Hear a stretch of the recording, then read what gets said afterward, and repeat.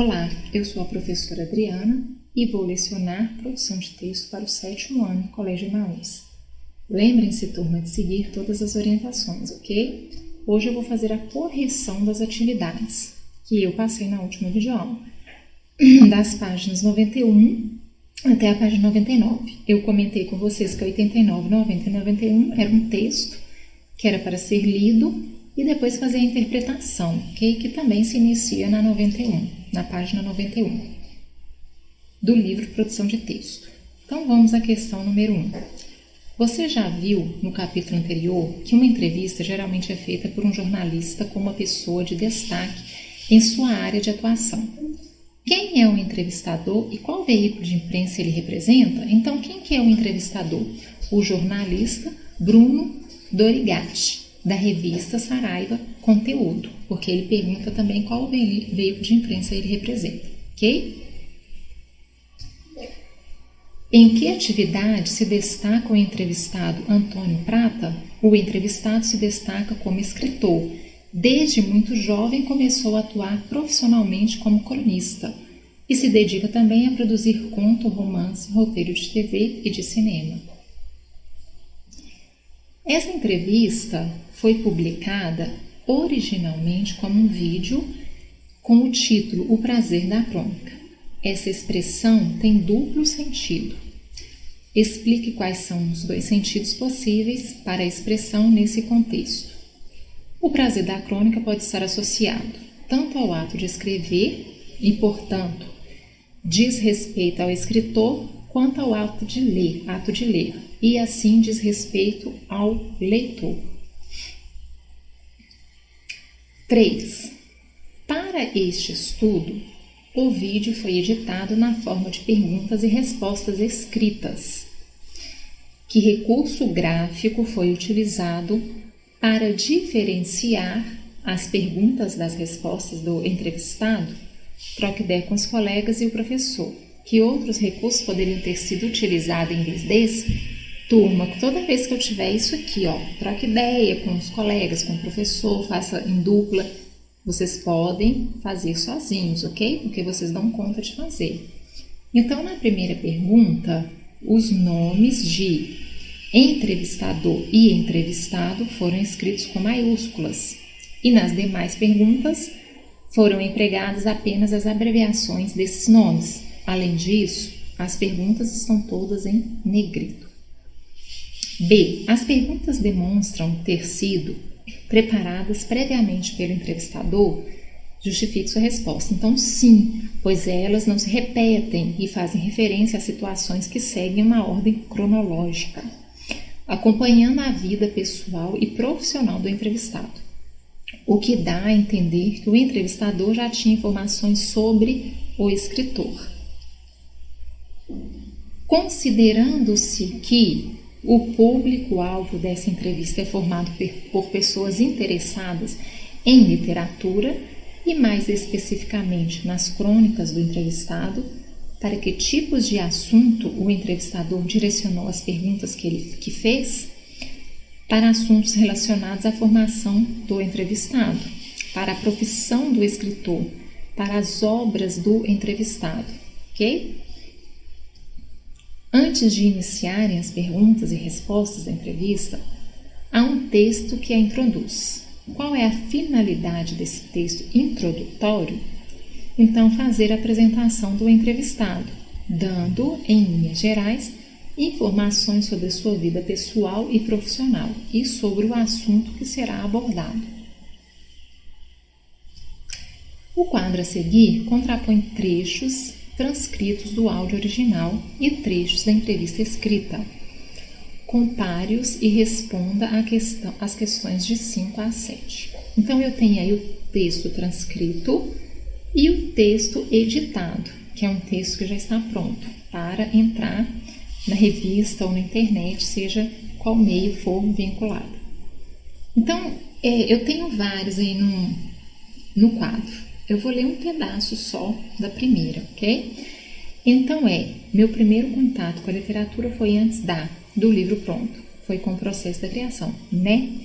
Era o barulho da máquina do meu pai escrevendo, da minha mãe escrevendo. Eu sentava na máquina e ficava brincando com aquele ou aquela geringonça antiga. Né, que não existe mais, que fazia vários barulhos. E, turma, reparem a quantidade de né, que é o né, é o meu né, tá vendo? Na oralidade como é. Agora olha na escrita. Então, meu primo contando com a literatura foi antes, o meu primeiro contato com a literatura foi antes do livro pronto. Foi o processo da criação, né? Aqui ele utilizou o né, não tirou. Era o barulho da máquina de meu pai escrevendo, minha mãe escrevendo. Eu sentava na máquina e ficava brincando com aquela geringonça antiga, que não existe mais, que fazia vários barulhos, que não existe mais, que fazia vários barulhos. Então, até aqui que eu li. Existe uma diferença, só que neste caso aqui, ele não tirou o né do entrevistado, né, da pessoa que estava sendo entrevistada. Vendo? É o que eu falo com vocês, esse né é um vício de linguagem. Geralmente a gente não escreve, tá? Igual foi colocado ali, mas geralmente a gente não escreve. Eu, por exemplo, não escrevo em texto, mas é um vício de linguagem, não tem como você fugir disso quando você tem esse vício. No capítulo anterior, ao analisar a entrevista oral, você estudou algumas características da fala espontânea, como é o caso dos trechos transcritos da entrevista de Antônio Prata. Entre eles estão repetições, reformulações, hesitações e expressões de apoio típicas dessa fala espontânea. Identifique algumas dessas características que foram mantidas na versão escrita. Olha, o né. Dê exemplos e levante hipóteses. Por que elas foram mantidas? Então vamos ver. Algumas expressões de apoio, como então, né e assim, foram mantidas. Essa foi uma opção do editor, porque deixa a entrevista mais natural e aproxima os leitores do texto. Por quê? Um entrevistado tem esse hábito de usar o né. Muitas pessoas, assim como a professora de vocês, também tem esse hábito de usar o né. Então, ele manteve para aproximar o leitor do entrevistado. E ele, então, quis manter esse né, o como então e assim. Mas você pode fazer isso? Acredito que sim. Por quê? Porque está aí uma comprovação. Só que tem algumas revistas que são mais formais e não deixam que isso aconteça. Eu acho bacana porque, como foi falado, aproxima o leitor do entrevistado. Nós percebemos que um escritor de texto literário tem também vícios de linguagens, né? Então isso é normal, foi o que eu falei com vocês, essa linguagem mais espontânea, ela é normal. É claro que existem tipos de texto que não podem ser usadas, como a dissertação, textos científicos, uma reportagem mais formal, tá? Mas isso nós vamos estudar também, a dissertação, textos científicos, praticar isso, ok? Identifique algumas dessas características que foram supridas na versão escrita. Dê exemplos e levante hipóteses. Por que elas foram supridas? Hesitações, repetições e reformulações foram supridas como foi antes da reticências do livro pronto. E de lá para cá venho, reticências, eu venho publicar. Foram supridas porque são traços típicos da fala espontânea que perdem sua função na escrita, deixam o texto escrito truncado e por isso podem ser eliminados sem prejuízo para a versão final.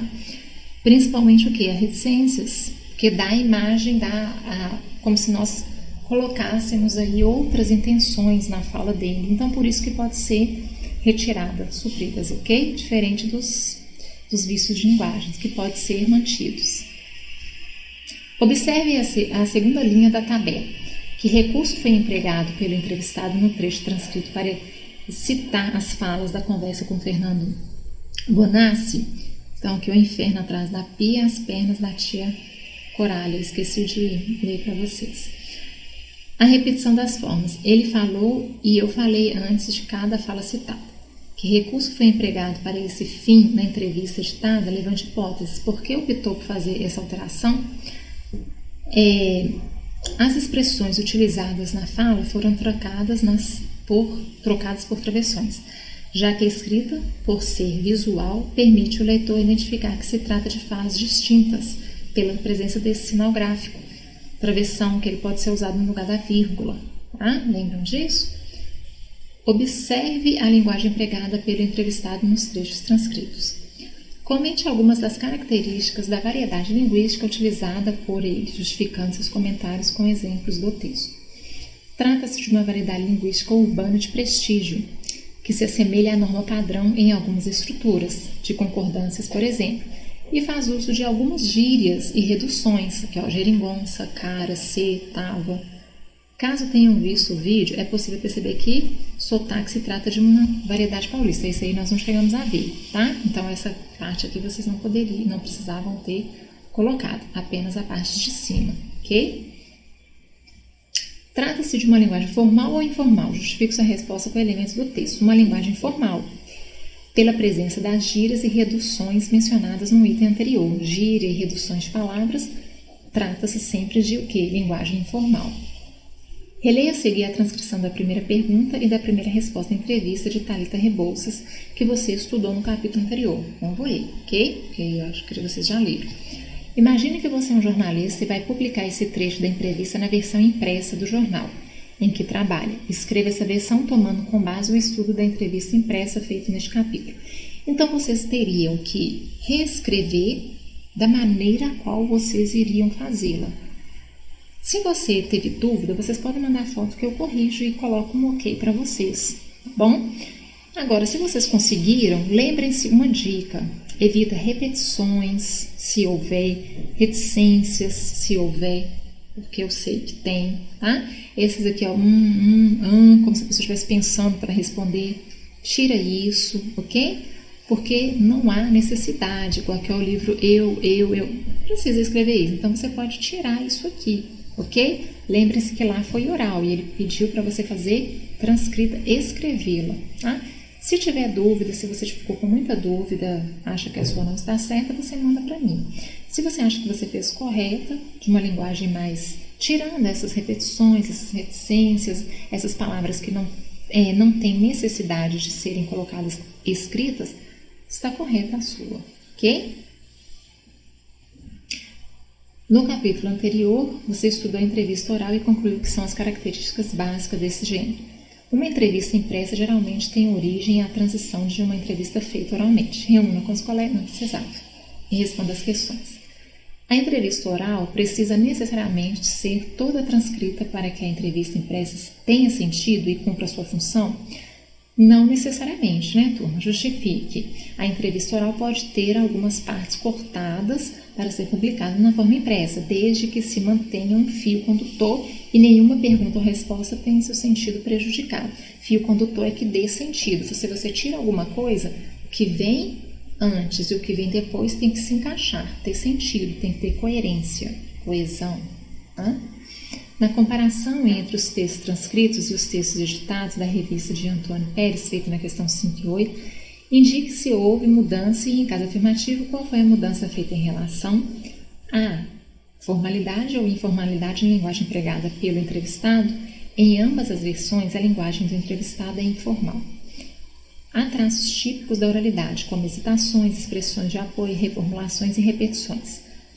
Alguns traços, como expressões do tipo né, então assim, foram mantidos na versão escrita. Já as hesitações e as reformulações foram eliminadas. Quanto às repetições, algumas foram mantidas e outras eliminadas. Há os suportes em que cada versão pode ser vinculada. A versão escrita é vinculada em meios impressos, em papel, ou assim como a versão oral também pode ser vinculada em meios digitais, como blogs e sites. A estrutura, a versão impressa apresenta título e um pequeno texto introdutório, que faz uma apresentação do entrevistado e do assunto que será abordado. O corpo do texto aparece na forma de perguntas e respostas, que podem ser destacadas com letras diferentes, em negrito, itálico, maiúsculo, etc. Pode também apresentar o nome do entrevistador, ou da revista, do jornal ou do site que ele representa, antes de cada pergunta, e o nome do entrevistado antes de cada resposta. A linguagem empregada em cada uma delas. O texto é escrito ao passar pela edição normalmente adequada à norma padrão da língua, e dependendo do objetivo do veículo que a publica, pode ter ou não algumas marcas de oralidade.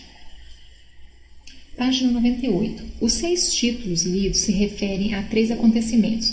Indique quais pares dizem respeito ao mesmo fato. Então, 1 e 5, 1 e 6, quer dizer, 2 e 4, 3 e 5. Ok? Então, são esses pares aí. 1 e 6, 2 e 4 e 3 e 5. Compare entre si os pares indicados para você no item A e troque ideia. Não precisava, né? Podia fazer sozinho. A qual acontecimento cada um dá maior destaque? Qual é o mais subjetivo? Qual é o mais sucinto? Então, olha esse aqui, ó. Que calor, no primeiro título, que passa uma imagem mais pessoal e descontraída do veículo de comunicação em que foi publicado, se comparado ao seu par no título 3, aqui, ó, por causa dessa exclamação aqui, que calor. Então, ele passa o quê? Ele passa uma imagem mais descontraída, ok? No título 3, é dado destaque aos fatos aqui é se comparado ao seu par no título 3. Agora aqui, ó, o outro, é dado destaque ao fato de o time ter jogado com seus reservas, o que não é mencionado no outro título, tá? Já o 2, em comparação com seu par, é mais subjetivo, pois utiliza um termo mais abstrato, mais passional, para descrever a situação narrada. Consome versus destrói, no título 4. Então, aqui, se você não soube fazer, se ficou confuso, vocês podem fazer a partir desse aqui, ó, que calor, tá bom? E copiar essa parte, ok? Observe as formas, porque aqui também era para fazer troca ideia com os colegas e o professor, então, se você não conseguiu, você pode começar com isso aqui, ó, como a presença da frase exclamativa que calor no primeiro título, aí continuar, ok? Passa com um veículo de comunicação que foi publicado, ser comparada tal no título 3, e assim por diante, só que uma imagem mais, quando ele fala que calor, mais contraída, bom? Observe as formas verbais empregadas nos títulos, em que tempo e modo verbal elas estão no presente do indicativo, tá?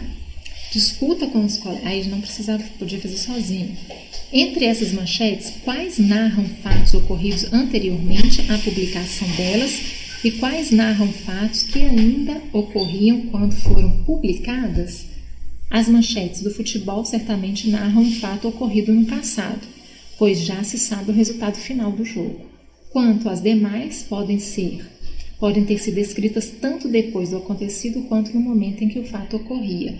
Então, podem ter sido escritas tanto depois quanto no momento em que ainda foi ocorrida. Só que a questão do jogo, como se sabe o resultado, é provável que já tenha acontecido no passado.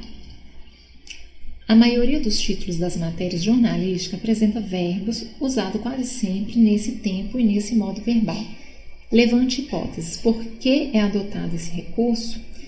Lembra que, ó, apresenta verbos usados quase sempre nesse tempo e nesse modo verbal. Lembra que nós falamos que aqui tem uma sugestão de resposta, mas que nós falamos que quando eu escrevo uma notícia ali que já aconteceu, aí os verbos estão no passado. Porém, eu escrevo no presente, por quê? Para chamar o quê? A atenção do leitor, para ele querer ler. Porque se for algo que já aconteceu, usar os verbos no passado, talvez isso não chame a atenção do leitor, tá? Então, provavelmente o que você escreveu não está errado, mas aqui, se você ficou com dúvida, tem uma sugestão de resposta. O uso dos verbos causa maior impacto e torna o título mais expressivo. O uso do presente indicativo confere atualidade do fato. Ao fato foi o que eu falei. Se você joga no presente é porque a pessoa vai ter mais interesse de ler. No passado foi algo que já aconteceu. Então, produzindo a impressão de que ele está acontecendo ou acabou de acontecer, para chamar mais atenção, ok? Se você colocou para chamar mais... Lembrou dessa aula e falou, para chamar mais atenção, porque o verbo no passado já aconteceu, às vezes a pessoa, o leitor, não tem interesse. Está correto também, tá? Observe a ordem dos termos nos títulos. Que tipo de letra é empregada no início da primeira palavra de cada título? Maiúscula ou minúscula? Maiúscula. E no início dos nomes próprios, também maiúscula, né? Observe a ordem dos termos nos títulos. Em sua maioria, eles estão na ordem direta, sujeito, verbo, complemento. Ou na ordem inversa, aí seria o contrário. Complemento, depois verbo, depois sujeito, ou sujeito no meio.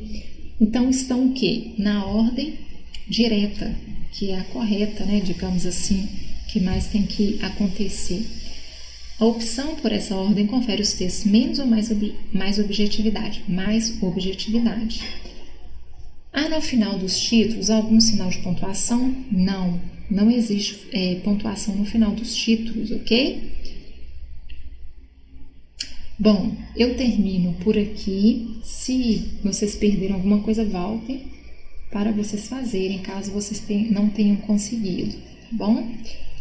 E lembrem-se, juntos no caminho certo.